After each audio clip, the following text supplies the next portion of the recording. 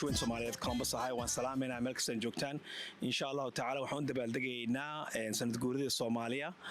Somali Independence Day dabaaldegaynaa waxaan lagu qaban doonaa City Hall ka u jeedaan gadaasheeda June 3keeda oo ah 7 to 9 runtii waxaan noo soo diyaariyay nagala shaqeeyay David Gerald District 25 oo aad u fiican oo yar aad u fiican oo wax badan ka qabtay saa ula socotaan waxa kale oo jiri doona Khamiista July 1keeda oo dhici doonta ayadana ceremony-ga ah flag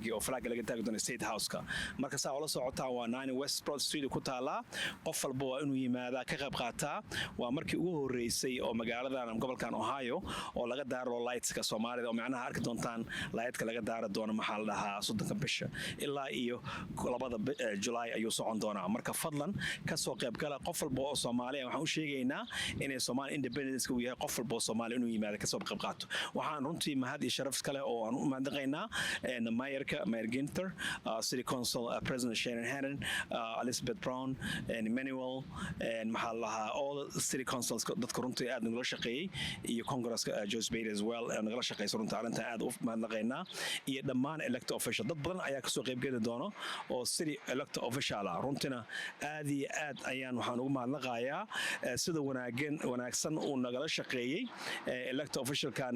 David Gerald oo laga soo doortay xaafadda Soomaalida ee ugu badan tahay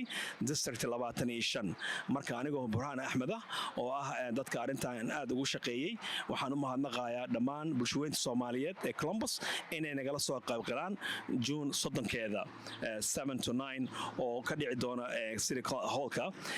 light-kan waxaan leenahay dadka Soomaalida inay yimaadaan ay arkaan blue inay magaalada noqoto ilaa iyo 2 bisha insha Allah taala meelo badan ayaa laga daari doonaa City Hall-ka kamida bridge-ka kamida waxa kale oo kamida Eastern Mall-ka iyo Children and Hostel-ka insha Allah taala